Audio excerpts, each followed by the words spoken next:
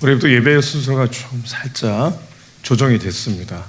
그래서 지금 봉헌을 안 하고 설교를 하네 이렇게 생각하실 분들이 좀 계실 것 같은데, 주보에 보시면 예배 순서가 좀 변경이 됐습니다. 그래서 설교 이후에 또 봉헌하는 시간이 있고, 그리고 환영 알림하는 시간이 또 있습니다. 여러분 그렇게 하시면 좋겠고, 제가 섬겼던 교회는 그 예배당 안에 십자가가 없었습니다.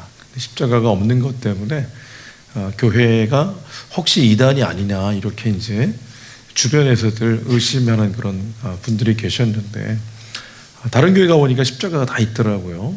근데 오늘날에는 십자가가 없는 교회도 굉장히 많이 있죠.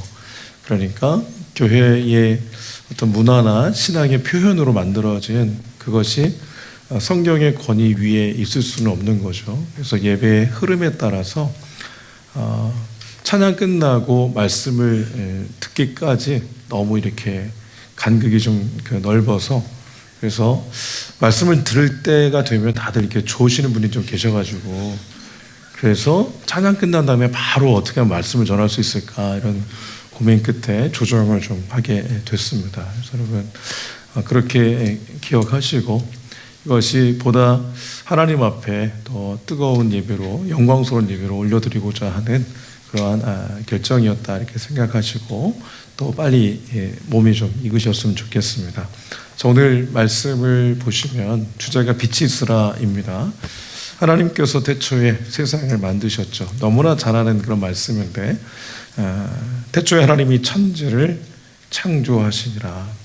이 말씀을 이제 마음으로 받는 분들이, 그리고 이 말씀에 대한 깊이 있는 깨달음을 갖고 있는 분들이 1장 2절, 3절, 4절 쭉 읽어갈 수가 있겠는데, 여기서 딱 걸리면 앞으로 나가기가 좀 쉽지 않죠. 왜냐하면 말씀 그대로 딱 우리가 이해하기는 하나님이 존재하셨고, 존재하신 하나님으로부터 이 땅이 시작되었다 이런 의미잖아요. 그러니까 하나님은 우리에게 이렇게 내가 이런 경력이 있고 이런 능력이 있으니까 나를 좀 믿어주시오 이렇게 부탁하고, 그렇게 말씀이 시작되지 않습니다. 그냥 하나님은 존재하셨고 존재하신 하나님이 이 땅을 만드셨다 이렇게 시작한다는 것을 여러분 기억을 하셔야 되겠습니다. 그러므로 성경은 처음부터 하나님의 존재에 대한 믿음의 고백을 원하고 있다라는 것을 우리가 알 수가 있겠습니다. 그 빛이 있으라라는 주제를 가지고 이 말씀을 전하면서 1장 1절은 히브리어로 간단하니까 같이 한번 읽어보면 좋겠다 그렇게 생각이 좀 들었습니다. 그래서 준비를 했거든요. 자, 읽겠습니다. 자, 히브리어는 원래 모음이 없는 걸로 알고 있어요. 밑에 점인 게 모음이거든요. 그래서 모음이 없이 자음만 가지고 쭉 읽었는데, 우리식으로 하면은 이제 목사 하면은 미음 시옷 하면은 이제 목사라는 의미로 이해를 하잖아요. 그것처럼 히브리어도 자음만 가지고 읽었는데 이제 암후세에 모음을 붙인 걸로 알고 있습니다. 그래서 오른쪽에서 왼쪽으로 읽습니다. 그래서 이제 친절하게 한글도 오른쪽에서 왼쪽으로 쭉 읽어가시면 되겠습니다. 베레시트는 이제 태초에 이런 뜻이고, 바라는 창조하셨다 뜻이고, 엘로힘은 이제 하나님을 얘기를 합니다. 그리고 하샤마임은 이제 그 하늘, 그리고 그 옆에 있는 하아레츠는 그 땅 이런 의미입니다. 그러니까 하나님께서 이 모든 것의 시작이었는데 그 가운데 하늘과 땅을 만드셨다는 그런 내용입니다. 읽어보겠습니다. 자, 시작. 베레시트 바라 엘로힘 에트 하샤마이 웨 에트 하아레츠. 한 번 더 읽어볼까요?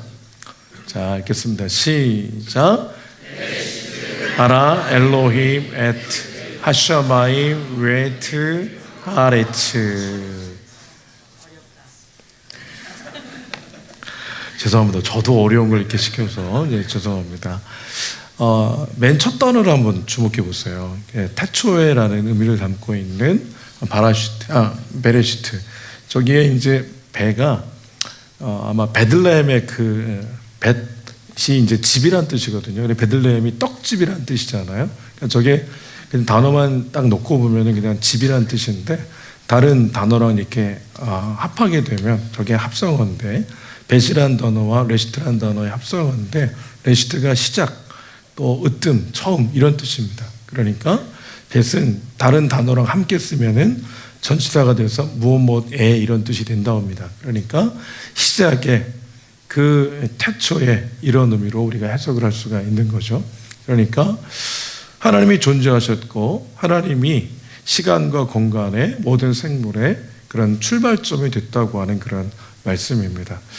근데 저 으뜸, 시작 이것이 그냥 태초란 말로 그냥 해석이 될 게 아니라 이후에 누구를 예표하냐면 예수님을 예표하는 단어입니다. 골로새서 1장 16, 17, 18절이 바로 그 내용인데요. 같이 한번 읽어보겠습니다. 16절부터 자 시작. 만물이 그에게서 창조되되 하늘과 땅에서 보이는 것들과 보이지 않는 것들과 혹은 왕권들이나 주권들이나 통치자들이나 권세들이나 만물이 다 그로 말미암고 그를 위하여 잠시만요. 만물이 다 그로 말미암고 그를 위하여 창조되었다고 했는데요. 그는 바로 그리스도 예수를 얘기를 합니다. 17절을 읽겠습니다. 시작. 또한 그가 만물보다 먼저 계시고 만물이 그 안에 함께 섰느니라. 아멘. 만물보다 먼저 계셨어요. 그래서 요한복음 1장에는 말씀이신 이 성자 하나님이 태초에 천지를 만들 때 함께했다 이렇게 기록하고 있습니다. 그러니까 천지 창조는 성부 하나님이 혼자 하신 게 아니고 성부, 성자, 성령 하나님께서 함께 하신 그런 이 사건이었다 이렇게 이해할 수가 있겠습니다. 18절도 읽겠습니다. 자, 시작. 그는 몸인 교회의 머리시라. 그가 근본이시오 죽은 자들 가운데서 먼저 나신 이시니 이는 친히 만물의 으뜸이 되려 하시며. 아멘. 저 으뜸은 가장 높다 이런 뜻이 아니고 가장 먼저다, 시작이다 이런 뜻입니다. 그러니까 결국 태초에 하나님 천지를 창조하시니라 할 때 그 태초는 궁극적으로 예수 그리스도를 향해 있다. 그래서 예수님이 마지막 때에 이 땅에 신번주로 오시잖아요. 그러니까 예수님이 시작이셨고 마지막이셨다, 알파와 오메가셨다라는 것을 이 단어를 통해서도 확인해 줄 수가 있겠습니다. 이 말씀을 언제 주셨냐면 모세를 통해 하나님 주셨잖아요. 모세가 이 말씀 창세기, 출애굽기, 레위기, 민수기, 신명기 모세에 의한 5개의 성경, 모세 오경 이렇게 부르는데 모세 오경을 하나님 언제 주셨냐면 이스라엘 백성들이 애굽을 탈출해서 이제 3개월째 되는 초하루에 시내산에 도착하는데 하나님이 모세를 부르시죠. 40일 동안 하나님과 주야로 교제합니다. 교통하는 시간이 있습니다. 이때 하나님께서 이 말씀을 주셨을 것이다 그렇게 추정을 합니다. 이 레위기나 이런 말씀, 율법과 관련된 규례와 관련된 말씀뿐만 아니라 창세기도 그때 주셨을 것으로 이렇게 추정을 하는데요. 왜 그런지 한번 생각해 보면 이렇습니다. 이스라엘 백성들이 이 애굽을 탈출했지만 가나안 땅을 향해 가고 있지만 그들은 여전히 뭡니까? 노예 근성이 있습니다. 그래서 우상 숭배하는 것 그리고 죄악된 길을 걸어가는 것이 너무나 익숙한 사람들입니다. 보고 들은 것이 그거이기 때문에 애굽의 문화나 애굽의 사상이 애굽의 종교가 그랬기 때문에 그들도 영향을 받을 수밖에 없었던 거죠. 그래서 그들이 애굽을 탈출했지만 아직까지 완벽하게 하나님의 자녀다움을 간직하지 못한 그런 상태였죠. 그래서 모세가 산에 올라갔을 때 이스라엘 백성들은 산 아래에 있으면서 뭐 했냐면 우상 숭배했습니다. 그래서 금으로 소 형상을 만들어 놓고 이것이 하나님인데 우리를 애굽에서 탈출시킨 그 하나님이라고 거기서 절했잖아요. 우상 숭배했잖아요. 그게 그들의 모습이었단 말입니다. 그들에게 하나님께서 모세를 통해 알려주신 거예요. 내가 어떤 존재인지. 그게 창세기입니다. 이 땅이 어떻게 시작됐고 그리고 존재하는 모든 것이 어떻게 시작되었는지 그 목적은 무엇이었는지를 정확하게 알려주는 게 이 창세기 말씀 아닙니까? 그러니까 하나님께서 이 모세에게 창세기 말씀을 주신 것은 단지 창조 기사를 우리에게 알려주시기 위해서가 아니라 이것을 통해서 이스라엘 백성들이 근본적으로 어디로부터 왔는지 그리고 어떤 목적으로 있는 존재인지를 여전히 우상숭배하고 여전히 노예인 그들에게 주님이 명확하게 가르쳐 주셨다, 이렇게 이해할 수가 있겠습니다. 그 시작을 이렇게 하는 거죠. 태초에 하나님이 천지를 창조했다. 그러니까 하나님이 이 땅의 시작이고, 그리고 이 땅의 과정이고, 결국 이 땅은 주께로 돌아갈 것에 대해서 처음부터 그렇게 선언하고 있다, 이렇게 이해할 수가 있겠습니다. 저와 여러분도 마찬가지죠.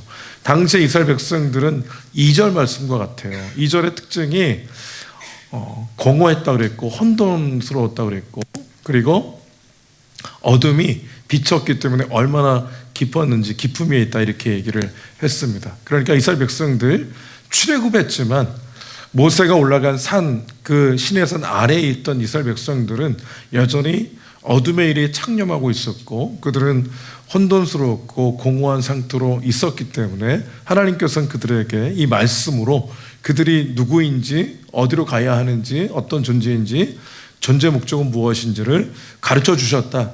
이것이 이 말씀의 참된 의미라 볼 수가 있겠습니다. 2절을 보시면 땅이 혼돈하고 공허하며 흑암이 깊음 위에 있었어요. 하나님의 영은 수면 위에 운행하셨다고 그랬습니다. 이 혼돈하고라는 의미는 뭐냐면, 우리가 생각하는 그냥 단지 무질서하다는 의미가 아니고 아직 형태가 갖춰지지 않았다, 이런 뜻입니다. 아직 형태가 갖춰지지 않았고 공허했다, 아무것도 없었다, 이런 뜻입니다. 흑암이 깊음 위에 있다는 것은 뭐냐면, 저 깊음이라는 단어가 요한계시록에서 무저갱이라는 단어로 같이 나오는데, 무저갱은 끝이 그 바닥으로 떨어질 때 바닥이 끝이 어딘지 모르는 그런 갱을 얘기할 때 무저갱이라고 얘기하는데, 저 깊음 위에 있다는 것은 바로 그런 뜻입니다. 그러니까 깊음의 정도가 어디까지 측량할 수 없을 만큼 짙은 어둠이었다, 이렇게 볼 수가 있겠습니다. 그때 하나님의 영은 수면 위에 운행했다 말씀하고 있습니다. 저 운행했다는 그것이 신명기 32장 11절에는 이렇게 소개되고 있습니다. 한번 읽어볼까요?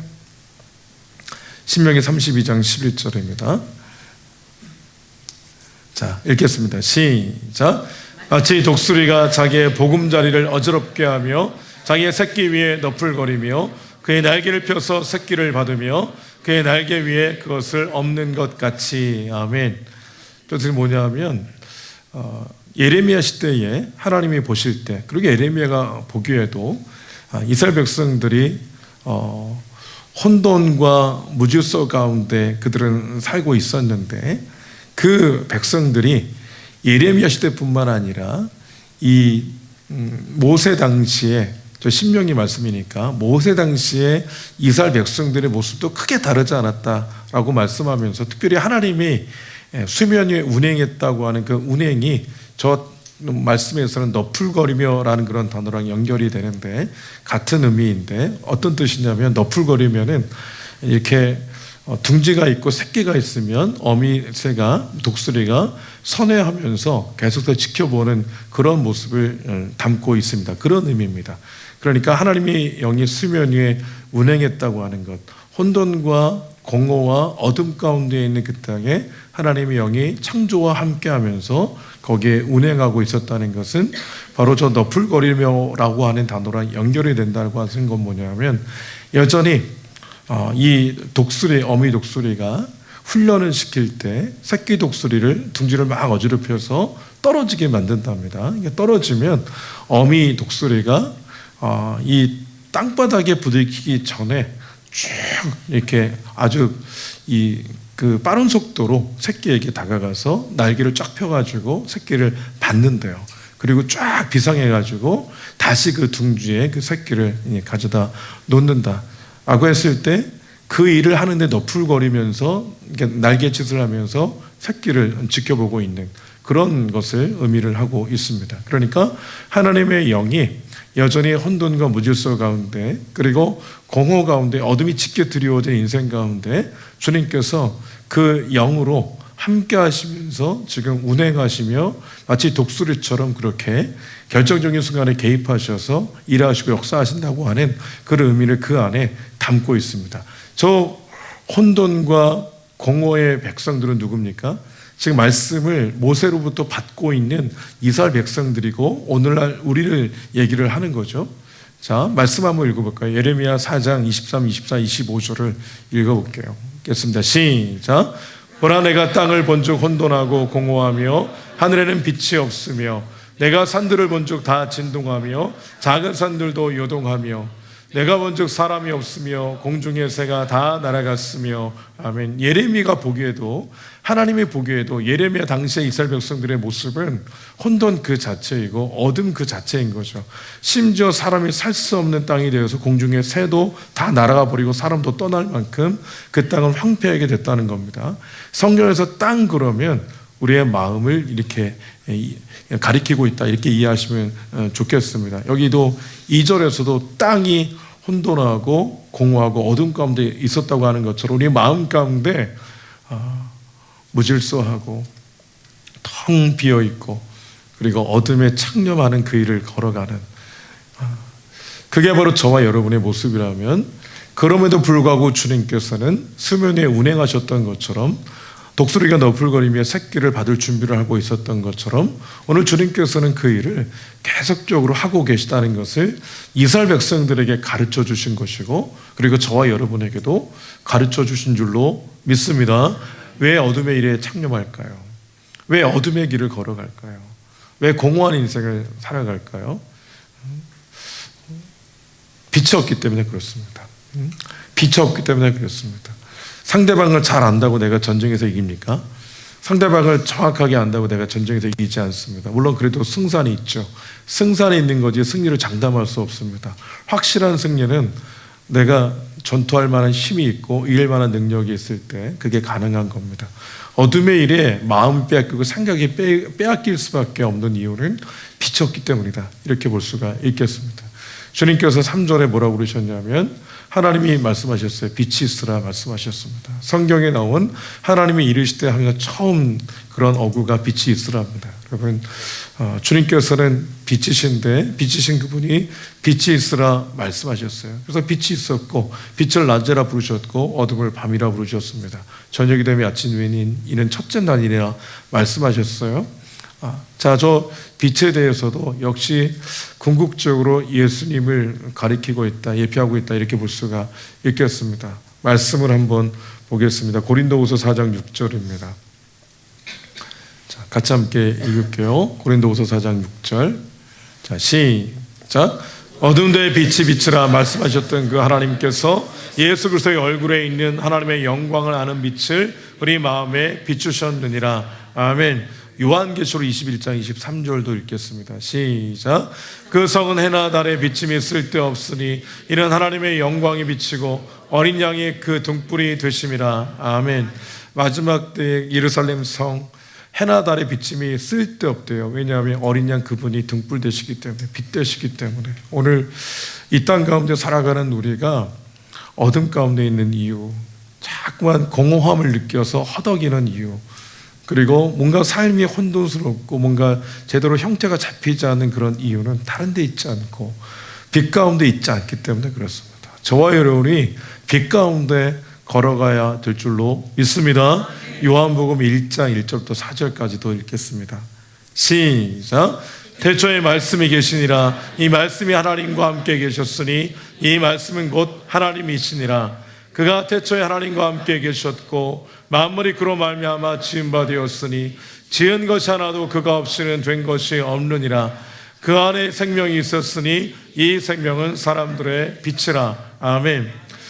이 땅에 오신 그 예수님이 빛으로 오셨다는 말씀이잖아요. 여전히 말씀으로 존재하셨던 그 하나님이 세상을 만드시는데 함께 하셨고, 그리고 이 땅 가운데 오실 때 빛으로 오셨다고 말씀하고 있습니다. 내가 곧 길이요 진리요 생명이니 나로 말미암지 않고는 아버지께로 올 자가 없느니라 말씀한 것처럼 그분이 빛이고 그분은 말씀으로 존재하기 때문에 그분의 말씀이 우리에게 빛이 됩니다. 그래서 주의 말씀은 내 발의 등이요 내 길의 빛이니이다 말씀하셨잖아요. 오늘 저와 여러분이 이 창세기 말씀을 읽으면서 여러 가지 우주 창조의 기원에 대한, 나와 우리 모두 인류에 대한 기원에 대한 말씀을 읽으면서 정작 중요한 걸 놓칠 때가 있어요. 빛이 뭐냐, 여기서 말하는 빛이 과학적으로 뭐냐, 이것을 따지기 이전에 우리가 어떤 상태에 있었고, 그리고 이 땅 가운데 오신 그분은 어떤 분으로, 어떤 존재로 오셨는가를 우리는 주목을 해야 됩니다. 여러분, 예수님께서 비추시고 그분이 이 땅 가운데 빛으로 오셨습니다. 저와 여러분이 어둠의 일에 창념할 때, 육체의 본능과 정욕을 따라 살아갈 때, 공허한 인생, 그래서 씁쓸한 인생을 살아가는 우리들에게, 절망적인 인생을 살아가는 우리들에게 주님께서 빛으로 오셔서 우리에게 빛을 비춰주신 줄로 믿습니다. 빛이 풍성한 길, 빛이 있는 그 길 걸어가셔야 됩니다. 작년에 송태국 목사 모셔서 말씀 사경회할 때 디모데후서 2장 15절 말씀 가지고 말씀을 전한 적이 있으십니다. 그래서 여러분 다 아마 송구영신 예배 때나 다 카드로 받으셨을 거예요. 너는 진리의 말씀을 옳게 분별하며 부끄러울 것이 없는 일꾼으로 인정된 자로 자신을 하나님 앞에 드리기를 힘써라. 여기 부끄러울 것이 없는 일꾼으로 인정된 자로 해서 인정되니 검증을 마쳤다, 이런 뜻입니다. 의류를 하신 분들이 못을 만드시고 나중에 건품을 하냐, 건품 통과하면 그게 수출됩니까? 통과 안 되면, 건품에서 문제가 생기면 그거 그렇게 수출할 수 없잖아요. 주님이 보실 때 부끄러울 것이 없는 일꾼으로 다 인정이 된 거예요. 검증을 다 마친 겁니다. 그러면 우리가 하나님 앞에서 얼마나 두렵고 떨림으로 이 땅을 살아가야 되겠습니까?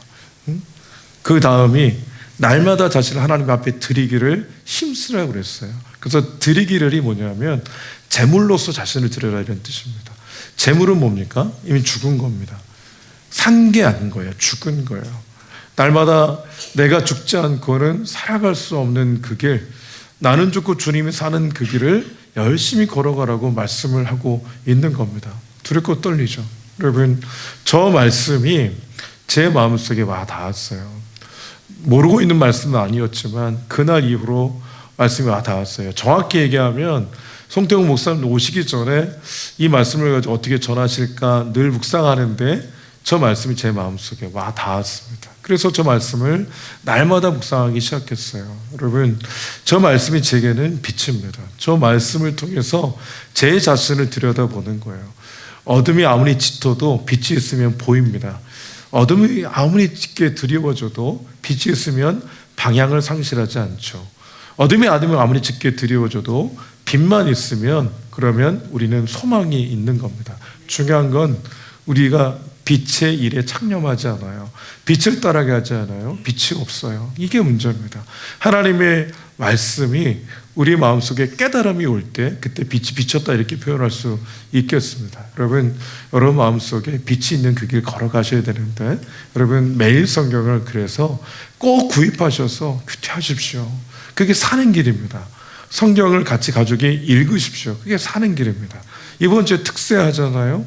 특세할 때 주제가 그분의 뜻 안에서 그분의 능력으로, 이런 주제입니다. 그분의 뜻 뭡니까? 그게 빛 아닙니까? 그분의 뜻이 우리에게 깨달아져야, 빛이 비쳐야 이 땅을 살아가죠. 뜻은 모르는데 능력만 있어 보십시오. 그러면 그 능력 어디다 쓰겠습니까? 자신을 위해 쓰죠.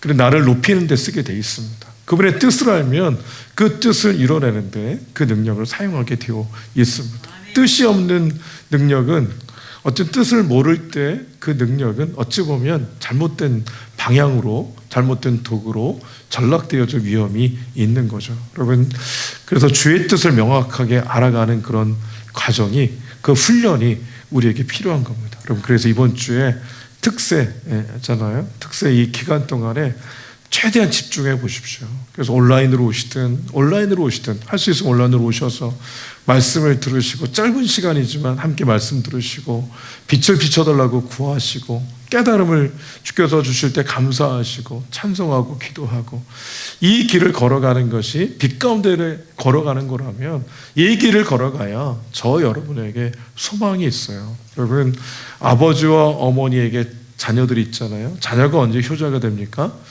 부모의 뜻을 알 때, 부모의 뜻을 정확하게 깨닫고 그 뜻 앞에 순종하는 게 진짜 효자, 효녀 아닙니까? 부모의 뜻을 모른 채로 자기 열심에 근거해서 부모에게 이렇게 하고 저렇게 하고 이게 맞고 저게 맞고 계속해서 이야기하면 부모님 마음이 어떻습니까? 잔소리로 알죠. 열심히 공부시켜놨더니 시집장가 보내놨더니 계속해서 나를 구속한다고. 내 마음을 전혀 모른 채로 자기 방식으로 나를 모시고 있다고. 지금 나는 불편하고 나는 평안이 없고 나는 힘들어 죽겠는데, 너무 명확하게 보여주는 원리 아닙니까? 우리 하나님의 백성으로 이 땅을 살아갈 때 그 주님의 마음을 즐겁게 하고 시원케 하는 것은 다른 데 있지 않습니다. 오늘 말씀에 근거해 보면 여전히 주님은 주권자십니다. 그것을 인정하는 게 첫 번째고, 두 번째는 내 어둠과 혼돈과 공허인 내 인생 가운데 주께서 빛으로 오셨다는 것을 인정하는 것. 그래서 빛의 길을 걸어가기로 결단하고 그 길을 걸어가는 것. 이게 바로 오늘 말씀의 아주 분명한 적용입니다. 좀 더 구체적으로 매일 성경으로 큐티를 하는 겁니다. 말씀을 묵상하는 거고 말씀 읽는 겁니다. 아침에 깨달은 말씀 있으면 깨달은 말씀대로 그냥 사는 겁니다. 그게 빛 가운데로 걸어가는 겁니다. 예수 믿는 사람들이 이걸 놓치고 있어요. 이걸 놓치고 그냥 자기 열심에 근거해서 이렇게 믿는 게 예수님 잘 믿는 거라고 들어서 한 그거 가지고, 경험적으로 한 그것만 가지고 가다 보니까 문제가 많이 생기는 거죠. 여러분, 결론적으로 그 말씀 드립니다. 주님만이 빛이십니다. 빛 가운데로 걸어가시고 달려가시고, 좀 힘들면 잠시 쉬었다 가시더라도 빛 가운데 거하시고 걸어가시는 저와 여러분 되시기를 주의 이름으로 축복합니다. 아멘. 옆에 계신 분에게 축복해 주세요. 말씀을 따라가길 축복합니다. 빛이 충만하길 축복합니다. 함께 찬송하겠습니다.